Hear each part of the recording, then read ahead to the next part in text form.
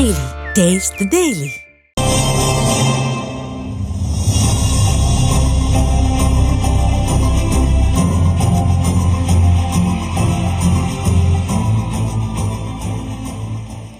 ஆறாம் வகுப்பு முதல் 12ஆம் வகுப்பு வரை தமிழ் வழியில் பயின்ற 4,25,000 மாணவிகள் புதுமை பெண் திட்டத்தால் இதுவரை பயன் பெற்றுள்ளனர்.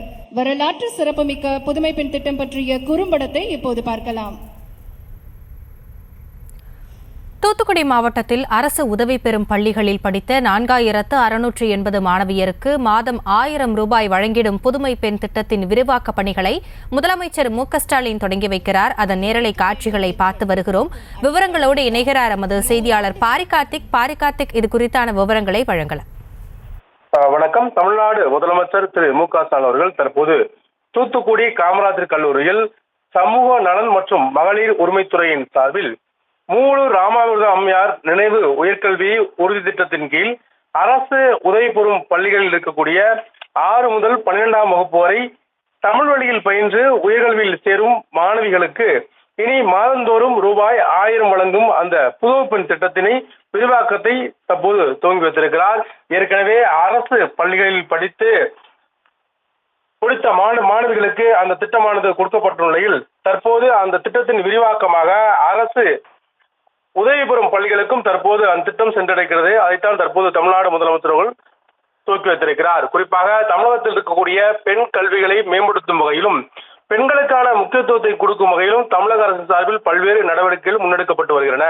அதன் அடிப்படையிலே மாணவிகளினுடைய இந்த இடைநிற்றல், அதாவது அவர்கள் கல்வி படிக்கும் போது பொருளாதாரம் ஒரு தடையாக இருந்துவிடக்கூடாது என்பதற்காக, அந்த இடைநிற்றல் இருந்துவிடக்கூடாது என்பது அடிப்படையில் அவர்கள் அனைவரும் உயர்கல்வியில் சேர வேண்டும் என்பதற்காக தற்போது தமிழ்நாடு அரசின் சார்பில் ரூபாய் அரசு பள்ளியில் படிக்கும் மாணவிகளுக்கு ரூபாய் 1,000 வழங்கப்பட்டுள்ள நிலையில் தற்போது அரசு உதவி பெறும் பள்ளியில் படிக்கும் மாணவிகளுக்கும் ரூபாய் 1,000 ரூபாய் வழங்கப்படுகிறது. தமிழ் வழியில் படிக்கும் அந்த மாணவிகளுக்கு ரூபாய் 1,000 வழங்கப்படும் நிலையில் அவர்களுடைய அந்த இடைநிற்றல் மேலும் அவர்கள் பொருளாதார ரீதியாக பின்தங்கியுள்ள மாணவிகளுக்கு இது பெரும் உபயோகமாக இருக்கும் என்று எதிர்பார்க்கப்படுகிறது.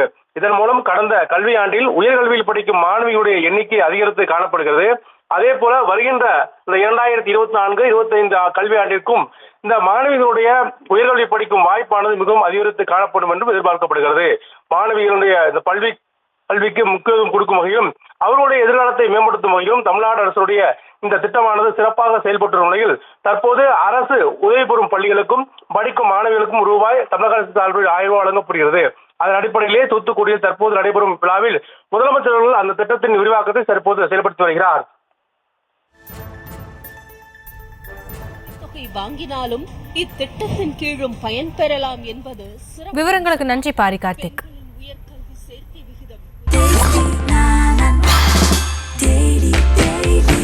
Taste the Daily. Taste the Daily.